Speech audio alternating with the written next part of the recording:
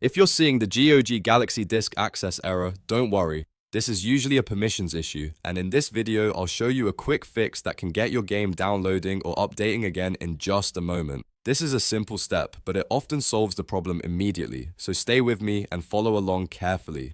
If this tutorial helps, make sure to hit like and subscribe for more easy PC gaming fixes and software guides. First, go to your desktop and locate the GOG Galaxy client icon. Once you find it, right-click on the icon to open the context menu. From there, look for the option that says Run as Administrator. Click it to launch GOG Galaxy with elevated permissions. This gives the app the access it may need to write files appropriately and avoid that disk access error. After GOG Galaxy opens, go back to the game that was giving you trouble and try downloading it again or updating it again. In many cases, the error disappears right away once the client is running as admin. If the download starts normally, that means the issue was most likely caused by restricted access rather than a deeper problem with the game itself. If you still see the error, double check that you opened the correct GOG Galaxy shortcut and that Windows allowed the app to run with administrator permissions. Sometimes this one change is all it takes, especially if the launcher was blocked from making changes to the install folder or drive.